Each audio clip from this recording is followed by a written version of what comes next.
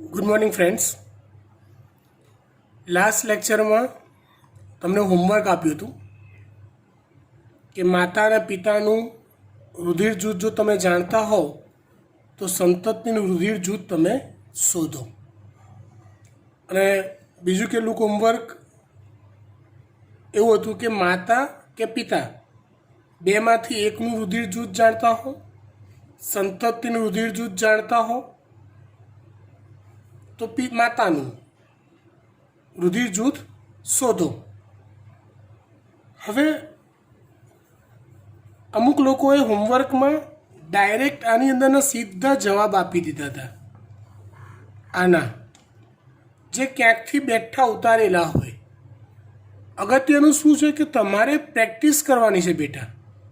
હવે આની અમુક લોકોએ એવું કર્યું હતું હોમવર્કમાં કે આની અંદર જે મેથડ વાપરીને એની જ સેમ મેથડ આમાં વાપરી દીધી. એટલે સિમ્પલી કેવું કર્યું કહેવાય, ધારો કે ચલો પિતા અને સંતતિનું બી હોય તો એ બંને ભેગું કરીને માતાનું બ્લડ ગ્રુપ બતાવી દીધું. એની જનીન બંધારણની સંભાવના ના, તમે લાસ્ટ લેક્ચર ફરી એકવાર ધ્યાનથી જોઈ લો, તમને અંદાજ આવી જશે કે આ બંને MCQs હોય તો એમાં એને સોલ્વ કરવાની મેથડ જુદી જુદી છે. બરાબર. હવે જો દીકરા, તમારું 12th ચાલુ થઈ ગયું છે. હાલ જે લેક્ચર્સ ચાલે છે પ્યોરલી નીટના ચાલે છે. હજી 2 દિવસ પહેલાં લેક્ચર લેવાયો હોય અને એના હોમવર્કના પેજીસ હજી પણ આપણે જો મૂકવાના બાકી હોય તો એ શરમજનક કહેવાય. હવેથી આજે જે લેક્ચર લેવાશે એનું જે હોમવર્ક તમને આપવામાં આવશે એ હોમવર્ક મોડામાં મોડું કાલ સાંજ સુધીમાં, બને કે મોબાઈલ તમારા હાથમાં ના આવે, મે બી પોસિબલ, પણ 48 કલાકમાં તો હાથમાં આવી જાય. બરાબર. એટલે મોડામાં મોડું કાલ સાંજ સુધીમાં તમારે એ હોમવર્ક એકતા મેમને સબમિટ કરાવવું જ પડશે. ઓકે, સ્ટાર્ટ કરીએ. આપણે ગયા લેક્ચરમાં વાત કરી હતી 4 પ્રકારના બ્લડ ગ્રુપની. A, B, AB અને O. આપણે બધાને એ વાતની ખબર છે કે આ સિવાય તમને જો ખબર હોય તો એ બ્લડ ગ્રુપ 2 પ્રકારના હોય, A પોઝિટિવ, A નેગેટિવ.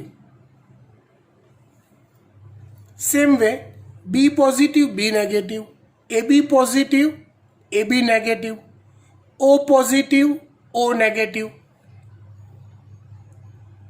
તો આ પોઝિટિવ અને નેગેટિવ કેવી રીતે નક્કી થાય? IA, IB અને સ્મોલ I, આ 3 જનીન, IA, IB અને સ્મોલ I, આ 3 જનીન બ્લડ ગ્રુપ તમારું A છે, B છે, AB છે કે O એ નક્કી કરવામાં મદદરૂપ થાય. પણ પોઝિટિવ કે નેગેટિવ કેવી રીતે નક્કી થાય? તો જુઓ, રક્તકણ પર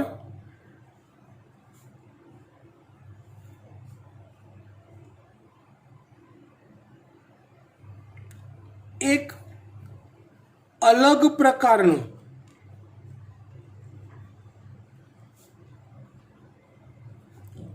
પોલિમર જેને RH કહેવાય છે. શું કહેવાય છે? RH. RH જે છે ને એ શબ્દ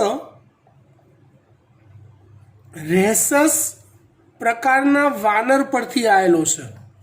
કેમ કે રક્તકણ પરનો આવો પોલિમર સૌપ્રથમ આ વાંદરામાંથી મળી આવ્યો હતો.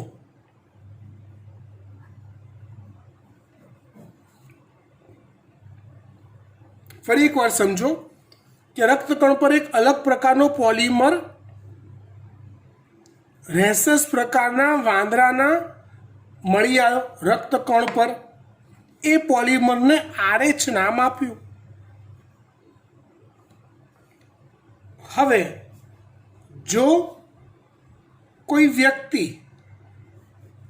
મનુષ્ય ના રક્તકણ પર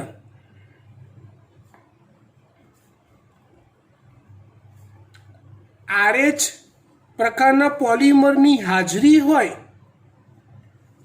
તો એ વ્યક્તિનું બ્લડ ગ્રુપ RH પોઝિટિવ કહેવાય. અને જો રક્તકણ પર RHની ગેરહાજરી હોય, જો રક્તકણ પર RHની ગેરહાજરી હોય તો એ બ્લડ ગ્રુપ RH નેગેટિવ કહેવાય.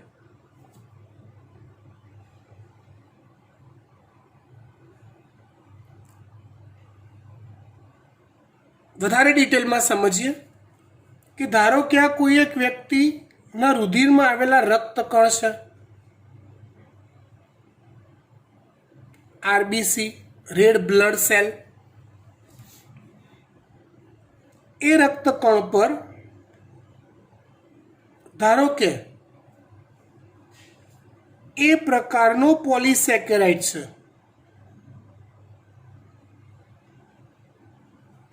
અને RH પ્રકારનો પોલિમર પણ છે. મતલબ એ પોલિસેકેરાઇડ છે માટે એનું બ્લડ ગ્રુપ થાય A અને RH હાજર છે માટે એનું બ્લડ ગ્રુપ થાય A પોઝિટિવ. એ પોલિસેકેરાઇડ હાજર છે માટે બ્લડ ગ્રુપ થાય A અને RH પણ હાજર છે, RH પણ હાજર છે માટે એક બ્લડ ગ્રુપ થાય RH પોઝિટિવ. એટલે ટૂંકમાં એને કહેવાય A પોઝિટિવ. એવી રીતે જો કોઈ વ્યક્તિના રક્તકણ પર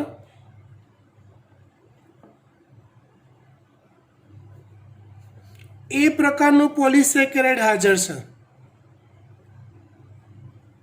અને RH ગેરહાજર છે, નથી, RH નથી, તો એ બ્લડ ગ્રુપ થાય A નેગેટિવ. આવી જ રીતે તમે B positive B negative, AB positive AB negative, O positive O negative વિચારી શકો. O પોઝિટિવ O નેગેટિવનું સમજાવું.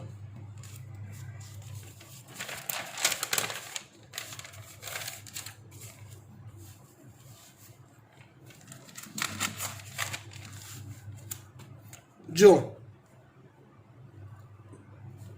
રક્તકણ પર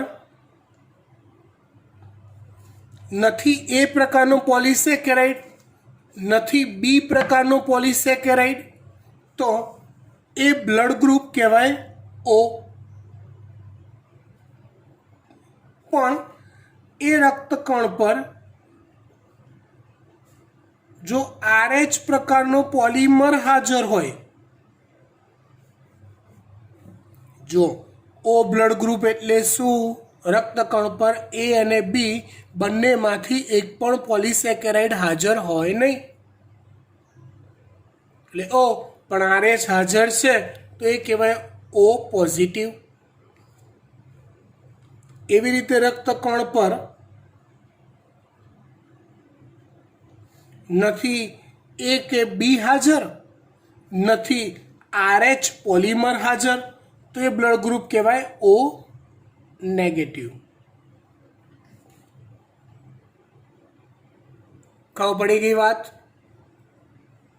ફાઇન. હવે આગળ વાત કરીએ. એક નવા પ્રકારનો વારસો જોઈએ જેને કહેવાય છે બહુજનીનિક વારસો.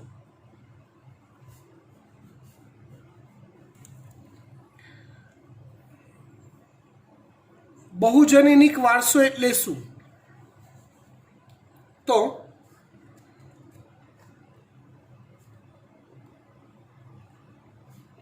કોઈ એક જ લક્ષણ પર અથવા લક્ષણ માટેના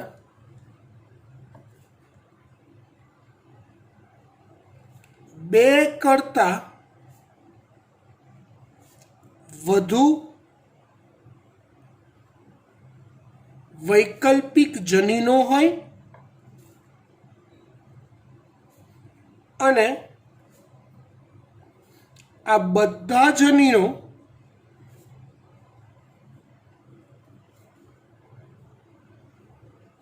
એક સાથે લક્ષણમાં મિશ્ર અભિવ્યક્તિ દર્શાવતા હોય. જો એક વાત કહું બેટા, આ ભાષા પહેલી નજરમાં ખૂબ જ અઘરી લાગે જો તમે આગળનો કન્સેપ્ટ ક્લિયર ના કર્યો હોય તો.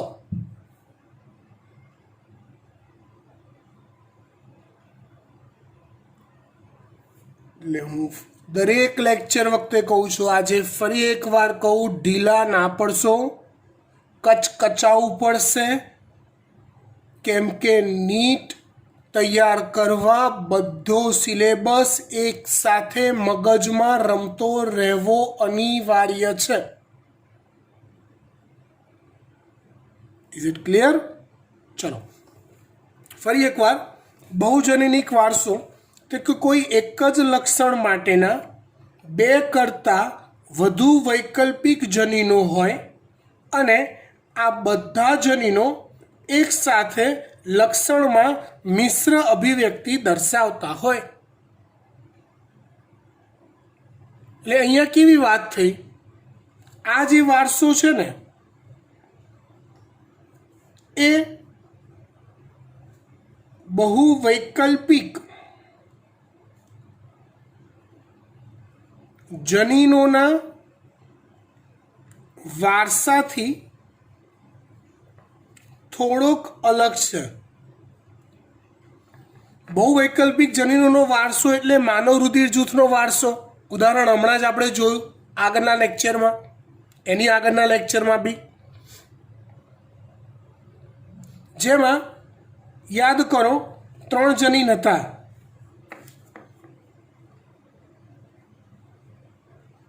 બહુ વૈકલ્પિક જનીનોમાં 3 જનીન હતા, IA, IB, સ્મોલ આઈ, હે ને? પણ એમાં એવું હતું કે કોઈ એક સજીવમાં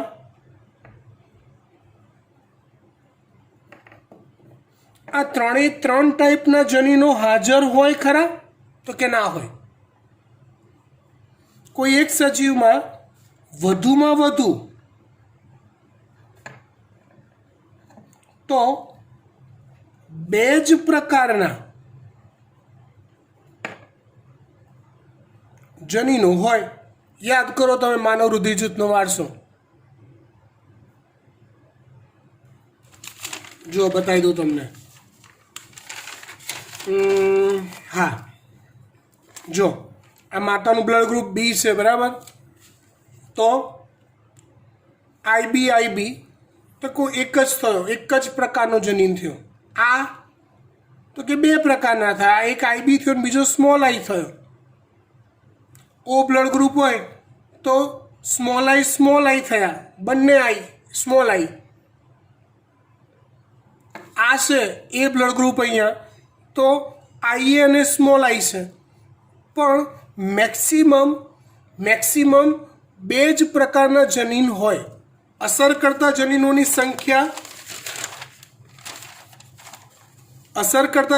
સંખ્યા કેટલી હોય? તો કે 3, મીન્સ 2 કરતાં વધુ.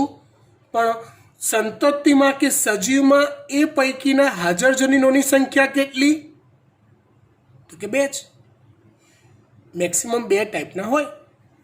બહુજનીનિક વારસો કઈ રીતે અલગ છે?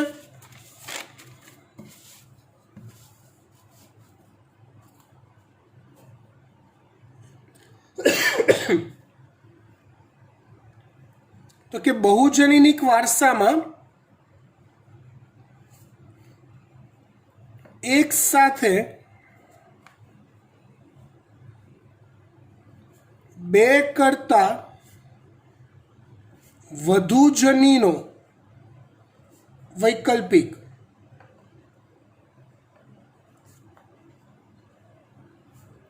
એક સાથે પોતાની અસર દર્શાવતા હોય.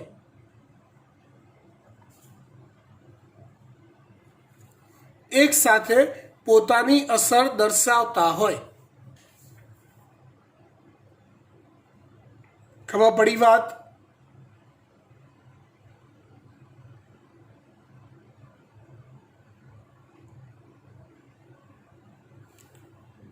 કેવી રીતે? ઉદાહરણ લઈએ તો જુઓ, માનવ ત્વચાનો વારસો,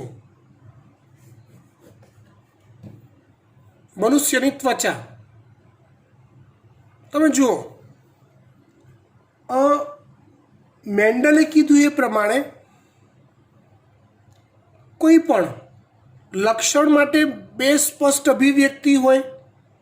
બીજનો રંગ પીળો, લીલો વટાણામાં.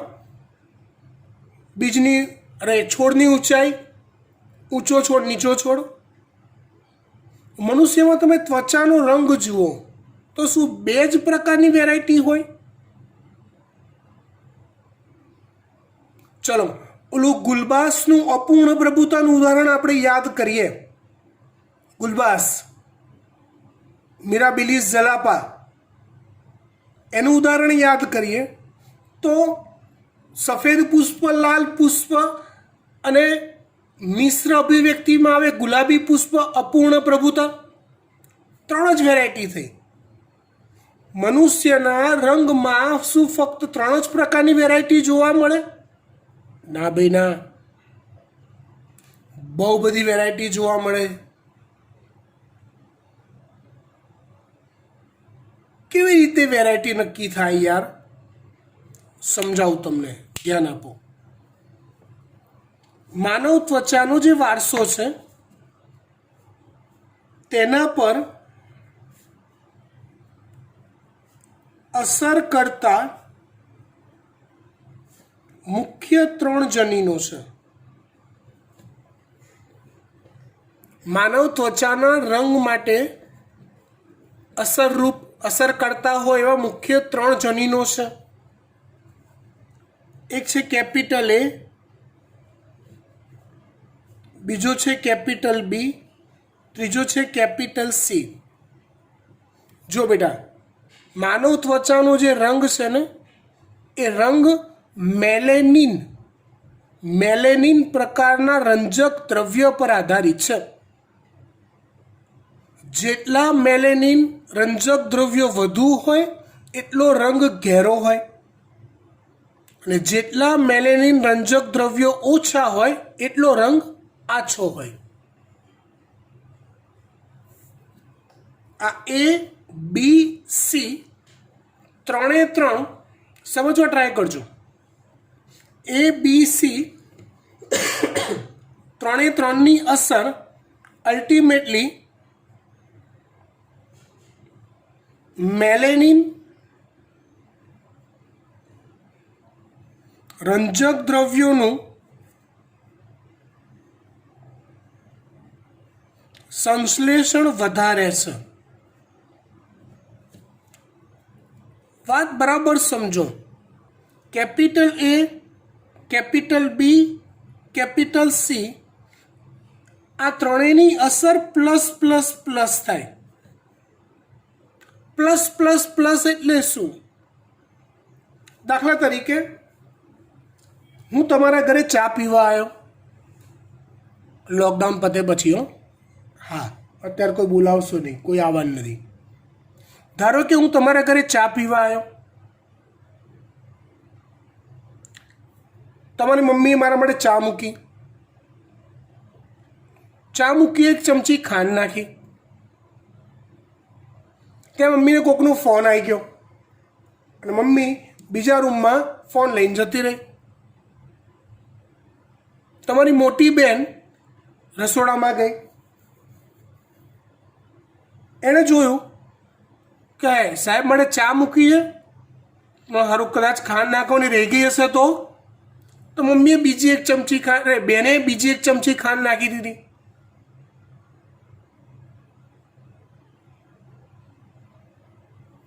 તમારી બેનની કોઈ બેનપણી આવી ગઈ વાત કરવા, તો તમારી બેનની જોડે વાત કરવા ઉપડી ગઈ.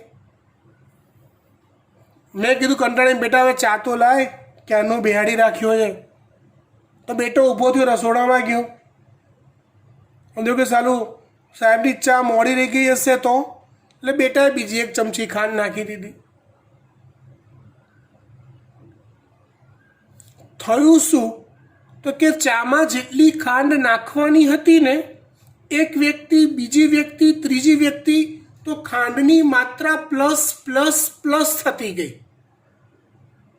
એટલે જેટલી વ્યક્તિ જેમ જેમ ખાંડ નાખતી જશે તેમ તેમ ચા વધુ ને વધુ ગળી બનતી જશે. એવું જ કે જો વ્યક્તિના જનીન બંધારણમાં કેપિટલ એ હાજર છે તો મેલેનિનનું સંશ્લેષણ થશે. ચાવાળું ઉદાહરણ મગજમાં રમતું રાખજો. જો એ બી હાજર છે અને જોડે જોડે બી બી હાજર છે તો આ સંશ્લેષણ કરશે અને આ પાર્ટી પ્લસ મતલબ નવું સંશ્લેષણ ઉમેરશે, એટલે રંગ ઓર ગહેરો બનશે, ચા વધુ ગળી બની હતી એમ. સાથે સાથે જો આ ભયલો હાજર છે તો ઓર મેલેનિનનું પ્લસ સંશ્લેષણ થશે. લેતો જા, એટલે આની અસરથી સંશ્લેષણ થાય, આ એમાં વધારો કરે, આ પાર્ટી એમાં વધારો કરે.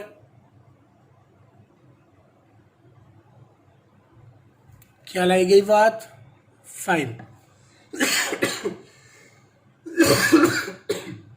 એવી રીતે સ્મોલ એ, સ્મોલ બી, સ્મોલ સી, આ ત્રણ એવા જનીન છે કે જે મેલેનિનનું સંશ્લેષણ અવરોધે છે. મતલબ આની અસર માઇનસ માઇનસ માઇનસ છે. મતલબ તમારા બ્લડ ગ્રુપ તમારા જનીન બંધારણમાં જેટલા સ્મોલ ટાઈપના જનીનોની સંખ્યા વધારે છે એટલું મેલેનિનનું સંશ્લેષણ ઓછું થાય છે, અને જેટલા કેપિટલ ટાઈપના જનીનોની સંખ્યા વધારે છે એટલું મેલેનિનનું સંશ્લેષણ વધારે થાય છે.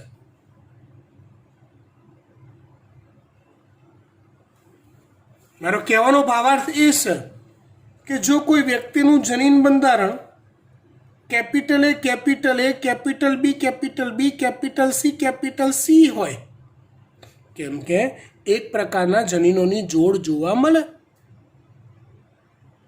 જો આવું બંધારણ હોય તે વ્યક્તિનો રંગ અત્યંત ઘેરો હોય. અત્યંત ઘેરો એટલે કેવો? તો કે આપણા પૈકીના કોઈનો નથી એવો ઘેરો. એટલે વેસ્ટ ઇન્ડિઝના ક્રિકેટર્સનો હોય ને, ખ્યાલ આવી ગઈ વાત? નિગ્રો જેને કહેવાય, એવો અત્યંત ઘેરો રંગ હોય. કેમ કે દે બધા કેપિટલ હાજર, એટલે બધા ભમાભમ મેલેનિન બનાયા જ કરે. સેમ વે જો કોઈ વ્યક્તિનું જનીન બંધારણ સ્મોલ એ, સ્મોલ બી સ્મોલ સી હોય તો વ્યક્તિનો રંગ અત્યંત આછો જોવા મળે. વ્યક્તિનો રંગ સાવ આછો. આવો પણ આપણા પૈકીનો કોઈનો નથી. જે પ્યોર યુરોપિયન લોકો છે એનો ત્વચાનો રંગ આવો હોય, આવું જનીન બંધારણ હોય. આ બંને બંધારણ જે કીધા ને એ ત્વચાના રંગની વેરાયટીના બંને છેડા કહી દીધા. એક છેડે એવો કે જે અત્યંત ઘેરો, બીજો છેડે એવો કે જે અત્યંત આછો, અને બાકીની બધી વેરાયટી એની વચ્ચે જોવા મળે.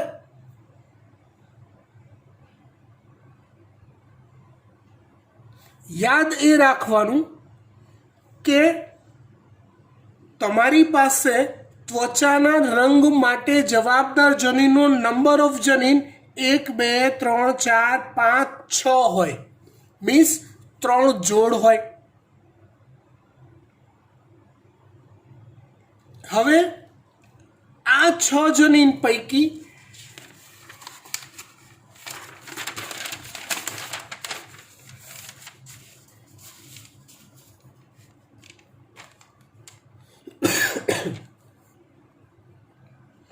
ત્વચાના રંગ માટે જવાબદાર જનીનોની સંખ્યા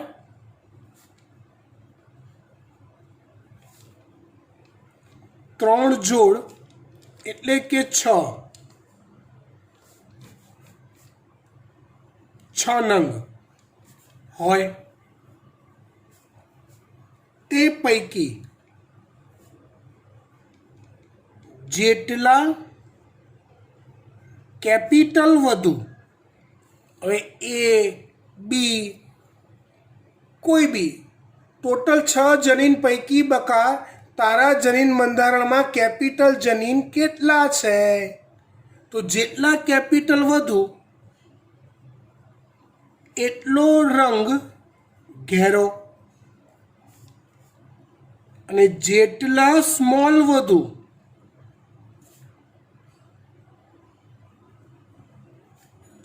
એટલો રંગ આછો. મતલબ તારા જનીન બંધારણમાં જેટલા સ્મોલ લેટર્સ વાળા જનીનો વધારે હશે એટલો રંગ કેવો હશે? તો કે આછો. અને જેટલા કેપિટલ લેટર વાળા જનીનોની સંખ્યા વધારે એટલો રંગ કેવો હશે? તો કે ઘેરો. જો આજે એક જોરદાર હોમવર્ક તમને આપું, શરૂઆત કરી આપું, એન્ડ તમારે લાવવાનું છે. પણ જુઓ, મહેરબાની કરીને જાતે કરવા પ્રયત્ન કરજો. ના, જો એક વાત સમજી લો દીકરા, તમે ભણી રહ્યા છો અને હું ભણાઈ રહ્યો છું, મને કન્સેપ્ટ ક્લિયર છે. તમે હાલ મારી સામે નથી બેઠા, મારું રેકોર્ડિંગ જે છે એ તમે રિફર કરી રહ્યા છો. તો મે બી પોસિબલ કે હું સમજાવતો હોઉં એ વસ્તુમાં ક્યાંક ને ક્યાંક તમારા મગજમાં પ્રશ્ન રહી જતા હોય, કન્સેપ્ટ ક્લિયર ના થતો હોય. જો આવું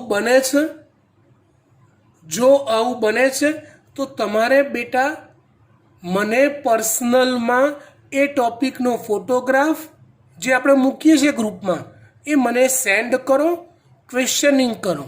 હું તમારા માટે પર્સનલી વિડીયો કોલિંગ કરી કે વોઇસ કોલિંગ કરીને એ ટોપિક તમને ફરીવાર વધુ સારી રીતે સમજાવવા પ્રયત્ન કરીશ.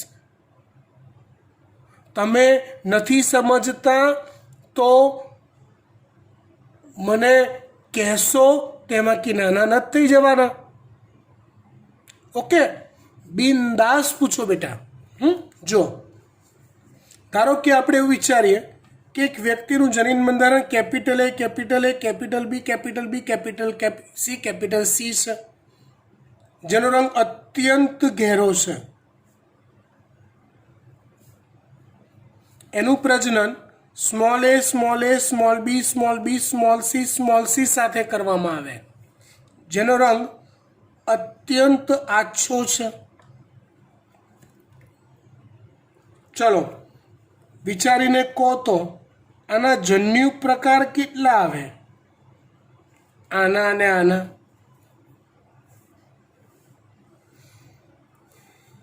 વિચારી લીધું? વિચારો. જન્યુ પ્રકાર કેવી રીતે નક્કી કરવાના? વિષમ યુગ્મી જનીનોની જોડની સંખ્યા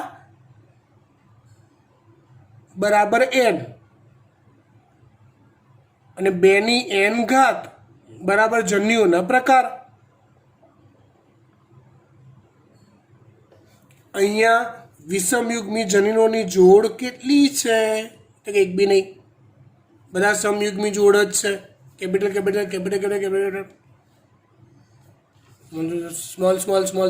સ્મોલ.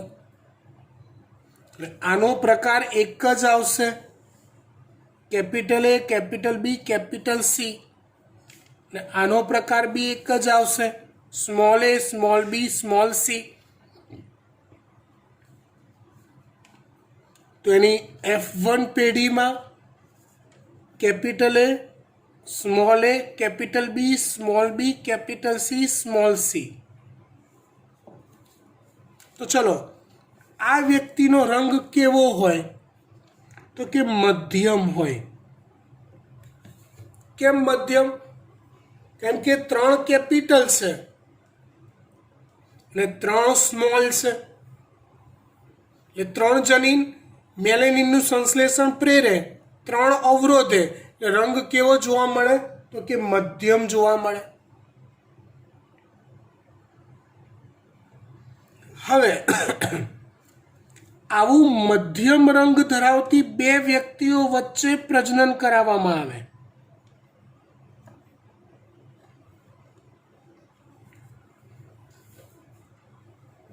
મધ્યમ રંગ ધરાવતી બે વ્યક્તિઓ વચ્ચે જો પ્રજનન કરાવવામાં આવે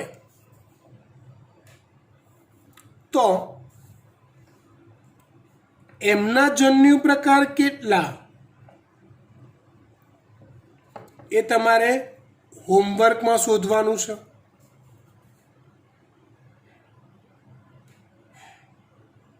જાતે શોધો બેટા, ને ના ખબર પડે તો બિંદાસ મને પૂછો.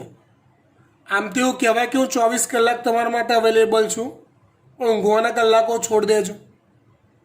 શક્ય હોય તો વોટ્સઅપ પર મેસેજ છોડ દેજો, ના ખબર પડે તો હું સામેથી તમારા કોન્ટેક્ટમાં રહીશ. જન્યુ પ્રકાર શોધો, આના ને થયા પછી F2 પેઢીમાં એનું પ્યુનેટ સ્ક્વેર બનાવો. એ સ્ક્વેરમાં કેટલી સંતતિઓ તમારે દર્શાવવી પડે?